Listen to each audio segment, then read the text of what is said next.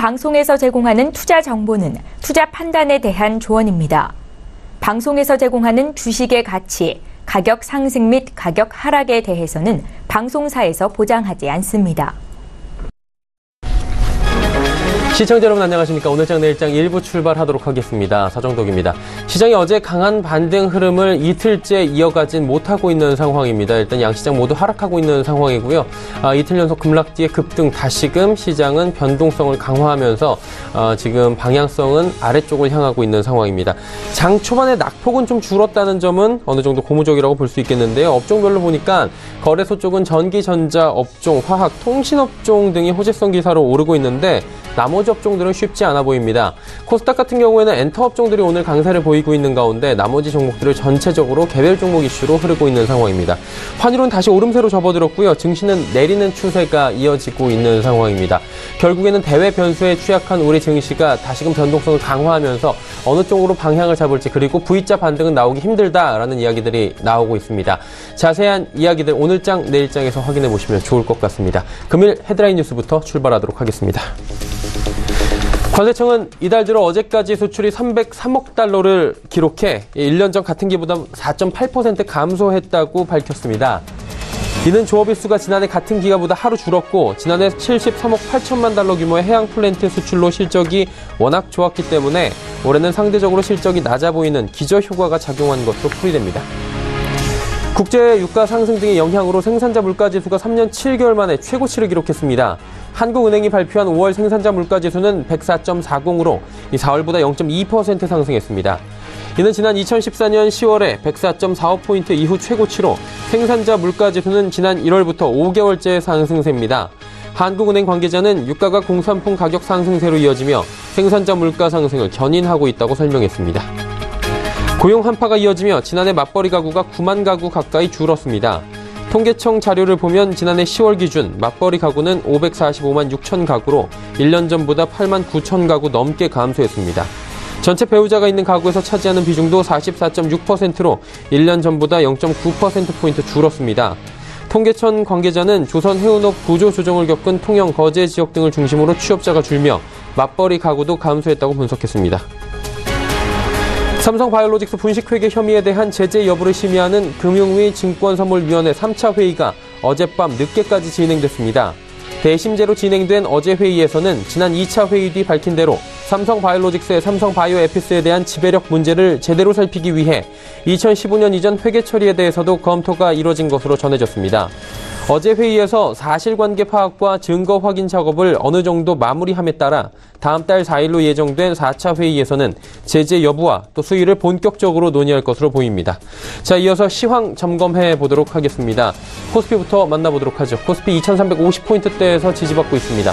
일단 12포인트 하락, 0.5% 하락 추세에 이어지고 있는 상황인데요. 일중 흐름들 체크해 보도록 하죠. 보시다시피 장 초반에 2369포인트 그리고 2350포인트까지 오전에 빠졌다가 2360포인트 회복을 했습니다. 그리고 정오 지나면서 다시금 힘이 빠지면서 장중 저점 부근까지 내려오고 있는 상황입니다. 일단은 등락이 좀 있고요. 변동성도 강한 장세입니다. 수급 주체 만나보도록 하죠. 개인만 삽니다. 개인이 3,714억 원 강하게 매수하고요. 기관 외국인 파는데 일단 이번 주 들어서 우리 시장에서 어제 좀 사주던 외국인이 하루 만에 또 변심을 하네요. 1,062억 원 팔고요. 2,840억 원 꾸준히 사주던 기관도 오늘 팝니다.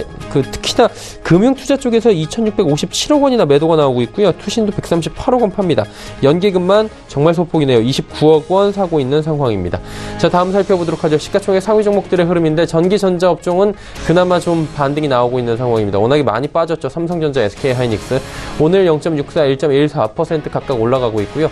셀트리온은 소폭 하락합니다. 그리고 포스코도 소폭 빠지고 있는 상황입니다. 다음 살펴보도록 하죠. 6위부터 10위 종목들인데 현대차 지속적으로 내려오면서 12만 8천 원대까지 지금 내려온 상황입니다.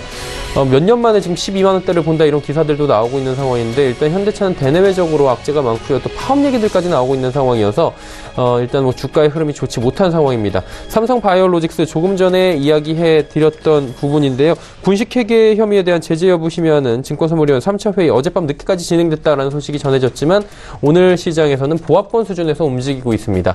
LG화학 네이버 올라가고요. LG생활건강 어제까지 신고가 경신하다가 오늘 하루 쉬어가는 분위기입니다. 다음 살펴볼까요? 11위부터 15위 종목들입니다. 삼성물산 지속적으로 빠져내려가면서 11만 6천 원대까지 지금 내려온 상황입니다. 삼성물산 역시 지금 가격적인 매력은 부각이 되고 있지만 여러 가지 리스크가 상존하고 있다라는 분석이 나오고 있습니다. KB금융, 현대, 모비스, 한국전력, 신한지주 빠지는데 특히나 금융 관련주들이 오늘 낙폭이 가장 큰 상황입니다. 다음 살펴보도록 하죠. 코스닥 시장입니다. 837포인트대입니다. 일단 0.29%, 거래소에 비해서는 낙폭이 좀 적은데요. 일중 흐름 잠깐 체크해봐야 될 것 같습니다. 자, 보시다시피 840부터 831까지 빠졌다가 바로 반등하는가 했습니다. 그런데 다시금 조정이 지금 살짝 나온 상황이고요. 840포인트를 향해서 다시 달려가고 있긴 한데 쉽진 않아 보입니다. 수급 주체 만나보도록 하죠. 개인만 삽니다. 803억 원, 그리고 기관 소폭 팔고요. 외국인이 710억 원이나 내다 팔고 있는 상황입니다. 시가총액 상위 종목들의 흐름 살펴보도록 하죠. 어제까지 강하게 반등이 나오던 셀트리온 헬스케어 하루 쉬어갑니다. 신라젠 역시 7만 원 초반대고요. 메디톡스도 상승 흐름이 멈췄습니다. 나노스, 바이로메드까지 모두 빠집니다. 6위부터 10위 종목들도 살펴보도록 하죠. CJNM, 그리고 스튜디오 드래곤, 보시다시피 펄어비스까지 엔터 게임 업종들은 오늘 그나마 좀 괜찮고요. LCAB가 소폭 하락합니다. 그리고 셀트리온 제약은 셀트리온 관련주 중에서 유일하게 상승 흐름 가져가는 모습입니다. 자, 다음 살펴볼까요? 11위부터 15위 종목들인데 포스코 캠텍 어제 급등 이후에 오늘 쉬어가는 분위기고요.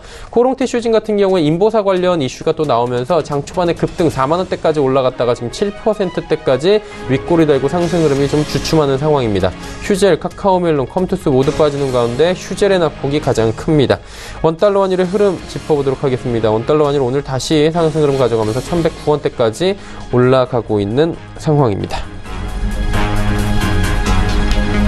금일폰 방송에서 제공해드리는 정보는 투자 판단에 대한 조언일 뿐입니다. 해당 주식의 가치와 수익률을 보장해드리지 않는다는 점 참고해 주시기 바랍니다.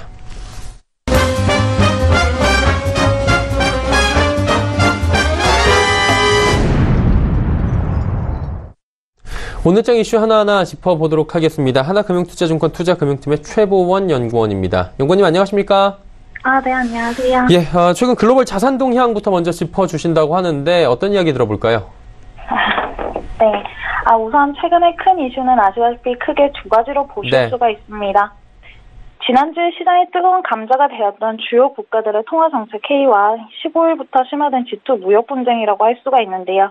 시장에서 예상되었던 미국의 기준금리 인상에 대해 점도표까지 기존의 3회에서 4회로 상향되면 미국 경기에 대한 자신감이 강조가 되어서 지난주 소폭 완화되었던 신흥국에서의 자금이 2주 만에 다시 확대가 되었고 선진국으로의 자금 유입 역시 다시 확대가 되는 모습을 보였습니다. 지역별로 조금 더 세분화해서 살펴보시면요. 신흥국, 라틴 아메리카, 서유럽 모두 자금 이탈이 나타난 가운데 북미 지역으로만 주식형 자금이 큰 폭으로 유입되는 모습을 보였습니다. 아시다시피 미국발 무역전쟁은 연초에도 심화된 적이 있는데요. 기존에는 무역전쟁이 심화되었을 때 달러 약세가 나타난 상황이었지만 이번에는 달러 인덱스가 여전히 95 수준에 달하고 있고 아시아 신흥국 통화가 약세 흐름을 나타내고 있다는 점에서 글로벌 증시가 전반적으로 타격이 받는 모습이 보여지고 있었습니다. 하지만 지난밤부터는 미중 무역 분쟁이 소강 상태를 살짝 보이기 시작하면서 나스닥이 사상 최고치를 경신하는 모습을 또 보이기도 했습니다. 지난주보다는 시장이 안정화되는 모습을 보이고 있고 브라질과 아르헨티나를 제외하고 대부분의 국가들이 하락했던 이틀 전과는 달리 지난밤에는 대부분의 주요 지수들이 반등을 하는 모습이 보여졌습니다. 네, 브라질, 아르헨티나 말씀을 좀 해주셨는데 이 부분 짚고 가야 될 것 같습니다. 최근에 부진한 모습 보이던 그런 시장으로 저희가 알고 있는데 흐름이 좀 다른가 봐요. 왜 이런 흐름이 나타난 거죠? 한마디로 말씀드리면 네. 제도 즉 홍의 영향이 컸다고 보실 수가 있습니다. G2 무역전쟁의 금요일에 이어 월요일까지 시장에 영향을 준 가운데 미국과 중국의 갈등이 심화되는 시기에 비교적 수혜를 볼 수 있는 국가들로 언급이 되었기 때문입니다. 아르헨티나 같은 경우는 이제 대두 수출의 이제 1위 국가이고 이제 아르헨티나 같은 경우는 3위 국가이기 때문입니다. 특히 브라질의 경우에는 대두 수출량이 전 세계의 40%가 넘는 국가로 미국보다도 비중이 높은 상황입니다. 브라질의 경우 중국으로의 대두 수출량 비중이 큰데 최근의 흐름을 보면 미국의 대두 수출량이 감소하고 있는 것을 알 수가 있습니다.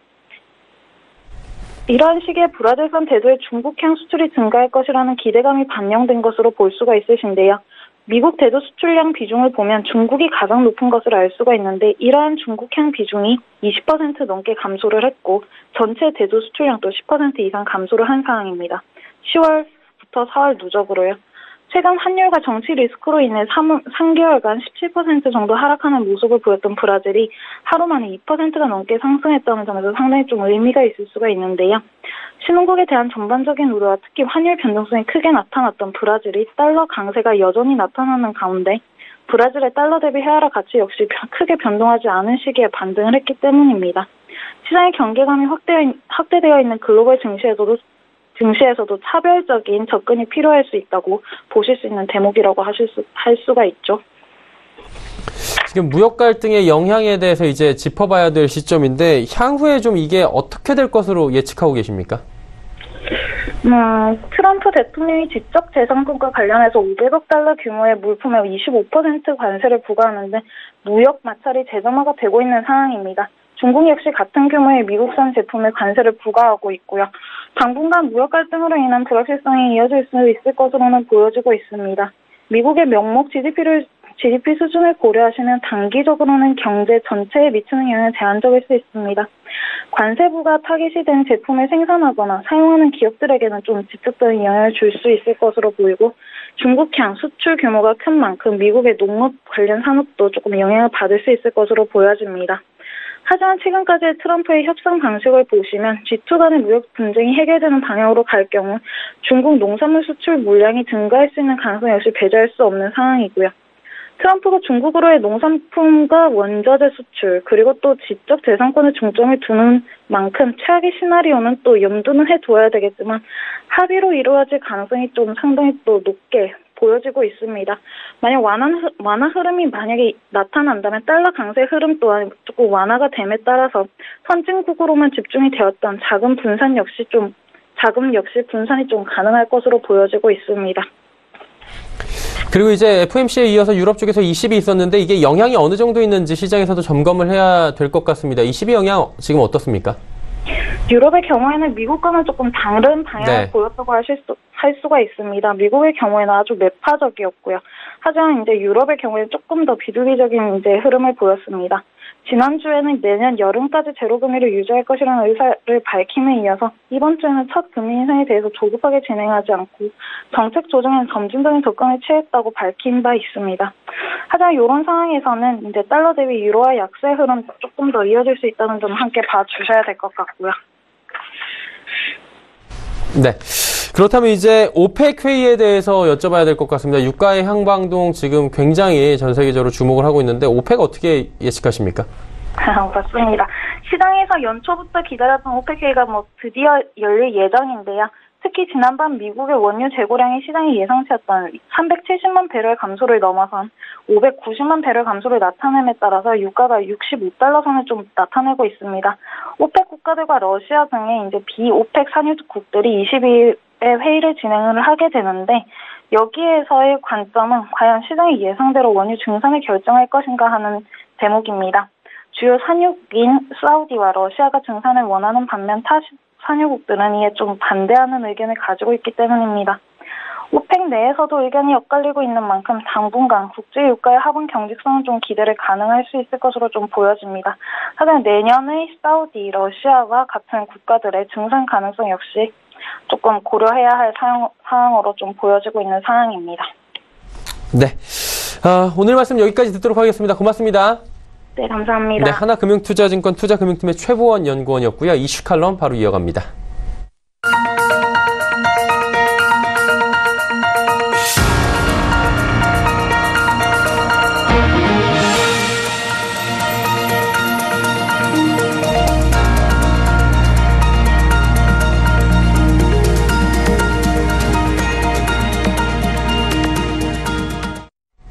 이슈 칼럼 이어가도록 하겠습니다. 키움증권 투자전략팀의 서상영 차장과 함께합니다. 차장님 안녕하세요. 네, 안녕하십니까. 예, 우리 증시가 이번 주 들어서 4거래일 중에 3거래일이 지금 빠지고 있고요. 이틀은 지금 급락이 일어났습니다. 이번 주뿐만이 아니라 쉽지 않아 보이는데 이게 우리나라 주식시장이 참 어려움에 처했다 이런 얘기들이 있는 것 같아요. 맞습니까? 꼭 그런 건 아니고요. 예. 최근 들어서 미국과 중국의 무역 분쟁 이슈가 불거지면서 그 여파로 인해서 매물이 좀 출회되고 있다라고 보시면 될 것 같아요. 이런 미국과 중국의 무역 분쟁 이슈는 지난 13일 날 우리나라 휴장이었는데, 그때 이제 미 하원이 중국 통신 장비 업체인 GT에 대한 규제 완화를 이제 폐지시키면서 그때 이후로 이제 본격적으로 무역 분쟁 이슈가 다시 재부각이 됐고요. 당시 이제 트럼프 대통령조차도 그 관련된 내용들을 무역 분쟁과 관련돼서 중국을 압박하는 발언을 했었습니다. 그래서 그 다음 날 우리나라 목요일 날 같은 경우 한 2% 정도 빠졌었고요. 네, 목요일 날 금요일 날에 이어서 이번 주 들어서 이제 월요일 날 화요일 날까지 이제 계속적으로 줄로 흘러내리는 모습을 좀 보였었죠. 이러한 흐름이 그렇다면 과연 이제 계속 뛰느냐, 이런 부분들이 이제 시장에 부담이 주고 있다라고 보시면 될 것 같습니다.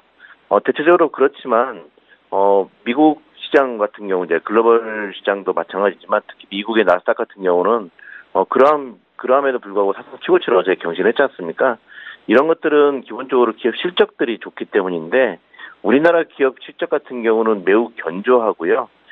최근 들어서 이익 전망치가 4월달 들어서는 하반기 이익 전망치가 상향 조정되는 그런 모습을 좀 보이면서 전반적으로 이러한 패닉 자체가 그동안 하락을 해왔던 그런 흐름이 대체적으로 완화될 것으로 전망을 하고는 있습니다. 이게 궁금한 게, 트럼프 대통령이 먼저 좀 이제 선제 공격을 하고 좀 집요하다 싶을 정도로 뭐 계속해서 지금 물고 늘어진다 이런 표현들도 있는데, 왜 이렇게까지 하는지 참 많은 분들이 궁금해하실 것 같아요. 이유가 뭘까요?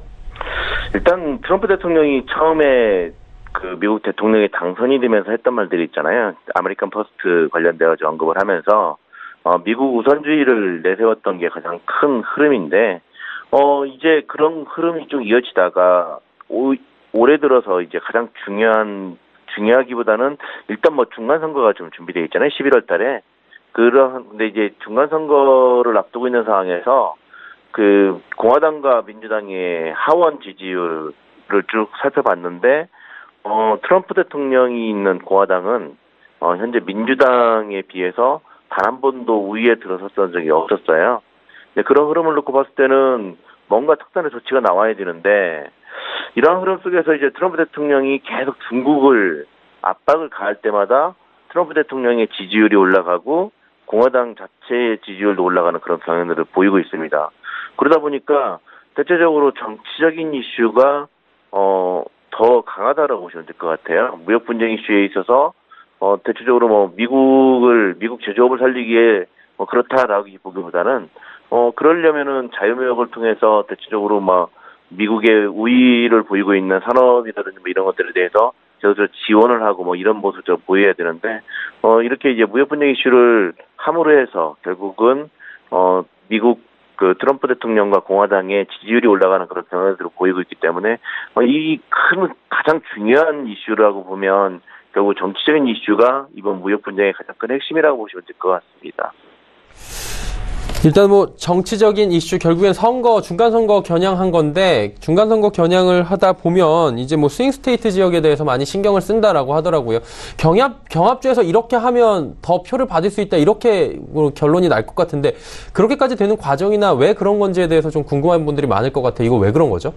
일단 뭐 미국 하면 자유무역을 가장 기초로 하고 그 경제 성장을 이끌어 왔던 나라였기 때문에, 이렇게 자유무역을 FTA라든지 이런 자유무역을 통해서 전체적으로 미국의 이제 기업별로 영향을 좀 살펴본 자료가 좀 있었습니다. 그런데 이제 무역 자유화가 좀 있었을 때 거기 결국 이제 뭐 미국만 수혜를 보는 것들만 있는 게 아니라 피해를 보는 업종이나 이런 것들도 있지 않습니까? 그런 이제 피해를 봤던 업종들이 많이 몰려 있는 지역이 보통 이제 러스트벨트 아니면 트럼프 대통령의 지지율이 좀 예전에 비해서 높아진 부분들이 몰려있다고 보시면 될 것 같아요. 그러다 보니까 대체적으로 이런 부분들이 좀 피해를 보고 있으니까 트럼프 대통령 같은 경우는 특히나 러스트벨트 같이 이제 스윙 스테이트 지역 같은 경우는 이런 식으로 막 경기가 위축돼 있는 상황에서 중국을 압박을 함으로 해서 중국으로부터의 그 피해 보상을 받게 된다라면 결국은 이제 러스트벨트의 경제가 살아나는 그런 과정을 좀 보인다라고 보시면 될 것 같아요.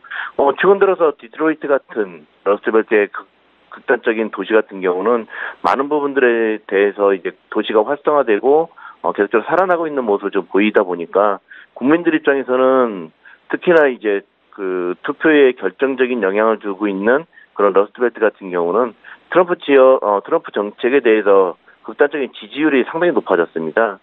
그러다 보니까 이제 트럼프 입장에서는 중간선거를 앞두고 이러한 경향들을 보임으로 해서 결국은 이제 승리할 수 있는 여건을 토대를 마련하기 위한 노력을 보이고 있다고 보시면 될 것 같아요.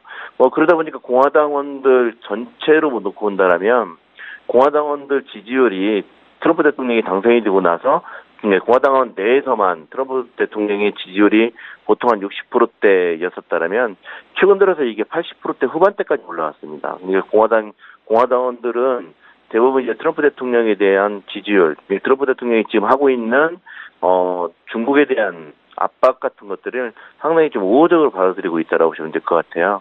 그 결과가 지금 현재 나타나고 있는 트럼프 대통령의 극단적인 관세 부과라든지 이런 것들을 서스럼없이 진행을 하고 있는 이유이기다 보시면 될 것 같습니다.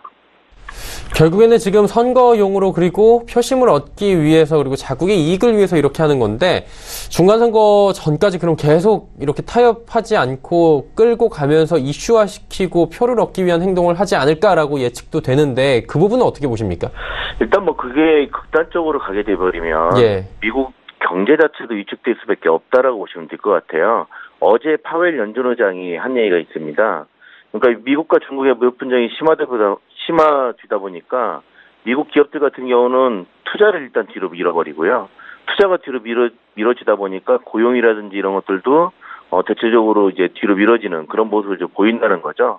그러다 보니까 이게 극단적인 상황까지 가서 좀 더 확대되기보다는 어느 정도 시기가 되면 좀 완화되는 그런 모습을 좀 보이면서 협상에 나설 것으로 전망을 하고는 있습니다. 최근 들어서 중국 같은 경우도 그 미국에 대한 공격을 할 수 있는 여건들도 상당히 많이 있기 때문에 그런 부분들이 좀 부담스러운 거죠. 그리고 중국 같은 경우는 대두라든지 트럼프 대통령에 대한 지지율이 높은 그 중간 지역에 많이 생산되는 대두라든지 아니면 자동차라든지 보잉 비행기 같은 데다가 관세를 많이 부과했을 경우에 그 지역의 그 경기가 위축될 수가 있거든요. 그렇게 된다면 트럼프를 지지를 했던 많은 국민들이 피해를 보게 되기 때문에 트럼프 입장에서도 이거를 극단적으로 끌고 갈 가능성은 높지 않습니다.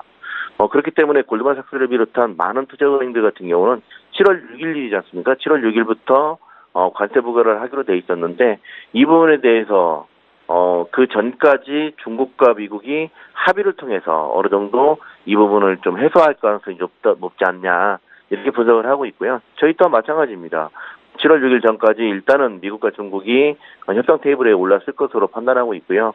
그 흐름 자체가 이어지면은 이제 관세 부과 일을 좀 뒤로 연기시키고 그 과정 속에서 이 무역 분쟁 이슈가 어느 정도 해소가 되는 그런 과정을 좀 보일 것으로 전망을 하고 있기 때문에 선거 전까지 이 흐름을 가지고 계속적으로 지수 자체의 변동성을 키울 가능성은 높지 않다고 보시면 될 것 같습니다. 이제 마지막으로 이 질문만 하나 드려보고 싶은데 이제 시장 참가자분들께서는 그렇다면 반등이 언제쯤 나오냐인데 무역 분쟁에 대해서 7월 6일 전에 어느 정도의 합의가 그래도 1차적으로 도출이 될 확률이 높다라고 보시는 거잖아요. 그러면 V자 반등까지는 아니어도 시장의 반등이 그래도 7월 6일 전에 한번 나올 수 있다고 보시는 겁니까? 네, 어저께 미국 공화당 상원 의원들과 트럼프 대통령 간의 협의가 좀 있었어요. 뭐에 관련된 거였냐면 중국의 통신장비업체인 GT에 대한 규제를 완화를 할 거냐. 미 행정부에서는 이 부분에 대해서 완화로 이제 합의를 했었는데 의회에서 이거를 태클을 걸었었거든요. 그 부분에 대해서 어느 정도 진전된 모습으로 회의를 마쳤다라는 게 방금 전에 오늘 우리 장 초반에 낙폭을 좀 축소했던 요인 중에 하나였었습니다. 그런 내용들이 이제 부각이 됐고 그런 흐름을 좀 이어지고 있기 때문에 과연 이제 이 부분이 계속적으로 이어질 가능성은 높지 않다. 무역 분쟁 이슈가. 그렇다면 시기를 어떻게 보고 있냐면 7월 6일 전에 일단 두 국가 간의 합의 협상 테이블에 올라서는 그런 과정이 이어진다라면 이제부터는 이러한 이제 무역 분쟁 이슈라든지 뭐 이런 부분들보다는 최근 들어서 나사기 사상 최고치로 경신을 하고 있고 그 다음에 뭐 다른 여타 종목들이나 업종들도 좀 보면 결국은 실적 상세거든요. 실적 기대감이 높은 종목들 위주로 해서 반등을 모색할 것으로 전망을 하고 있습니다. 그 흐름이 좀 이어질 수 있다라는 점은 결국은 이제 무역 분쟁 이슈가 완화가 되면 어느 정도 이제 당장 오늘 내일일 수도 있고요. 다음 주 정도 되면 본격적으로 실적에 대한 어느 정도 수준이 나오기 때문에 그때부터는 거기에 반등을 좀 모색할 것으로 전망을 하고 있습니다. 특히나 삼성전자 실적 발표가 7월 초반에 있는데 상당히 좀 양호하게 나올 것으로 전망을 하고 있기 때문에 그 결과가 나온 이후에는 본격적으로 무역 분쟁 이슈보다는 실적 장세로 전환이 되면서 지수 자체를 상승으로 이제 방향 전환을 시킬 것으로 전망을 하고 있습니다. 네, 알겠습니다. 실적 쪽으로 그렇다면 지금부터는 좀 더 주목을 하는 게 좋을 것 같습니다. 오늘 말씀 잘 들었습니다. 네, 감사합니다. 키움증권 투자전략팀의 서상영 차장과 함께했습니다.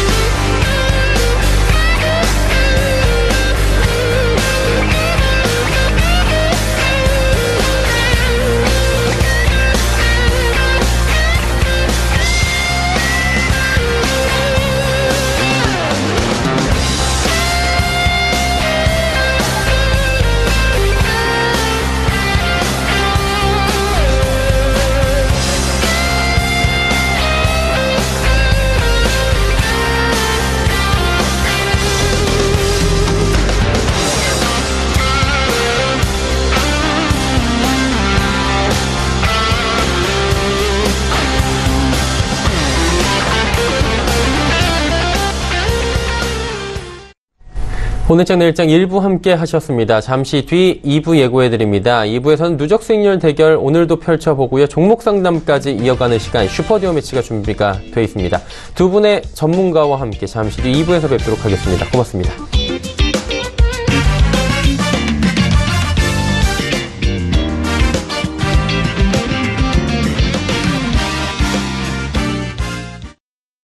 본 방송에서 제공하는 투자 정보는 투자 판단에 대한 조언입니다. 방송에서 제공하는 주식의 가치, 가격 상승 및 가격 하락에 대해서는 방송사에서 보장하지 않습니다.